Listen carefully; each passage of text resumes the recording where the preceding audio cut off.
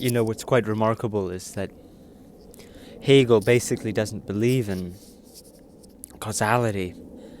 For him, causality is a kind of side effect. It doesn't happen linearly, it happens non-linearly, it happens kind of backwards, and it's something that we install through our agency. Which means that our agency is like Kierkegaard's line, we understand reality sort of backwards, but we live it forwards.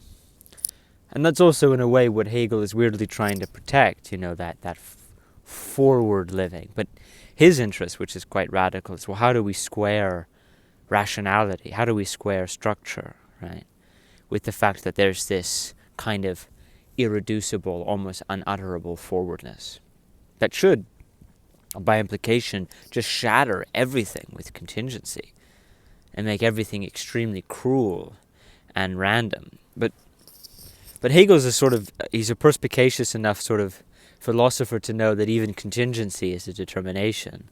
Even randomness is a kind of thought that reality might be inclined to have about itself. And so it's not cruel enough. It's not incomplete or unfinished enough. And again, Hegel's weird turn and kind of reversal is to see how, causality is actually the cruelty. Causality is actually the totally random thing.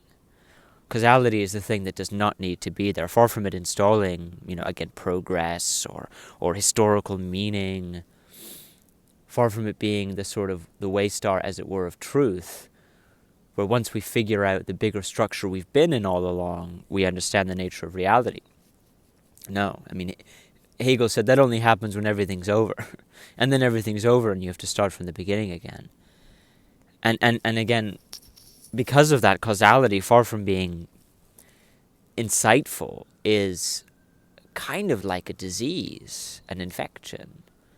Because anyone can materialize some causal scheme that will have appeared as if it was true, because it's entirely retrospective. In fact, that is the weird openness of the moment.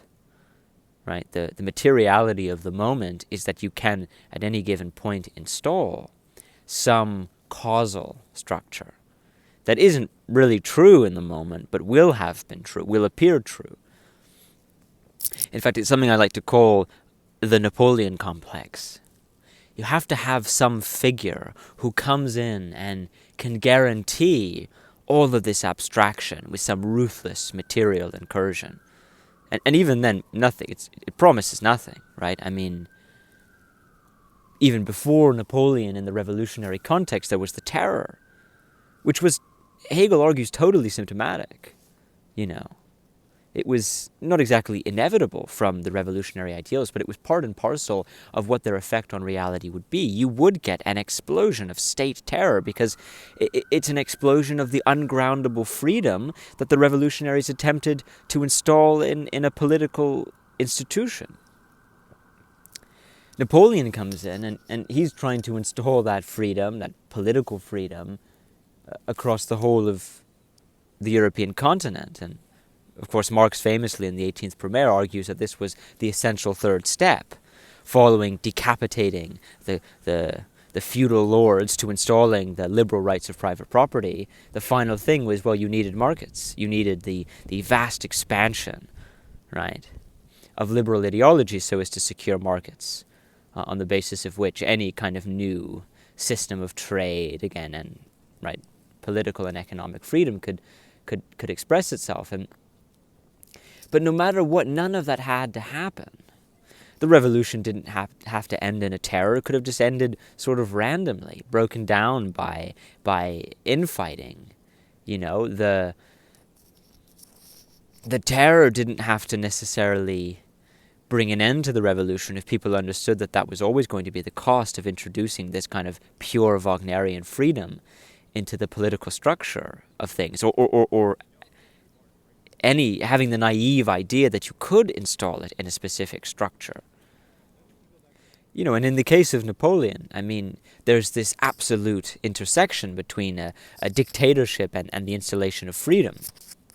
which shouldn't be read as kind of some proto-fascist ideology about you need a strong man to institute freedom. It's something that Hegel understood, this gap between abstract freedom on the one hand, the pure abstraction of freedom and its material installation, right? You could never close that gap any more than you could close the gap of the moment and its sort of retroactive causalization.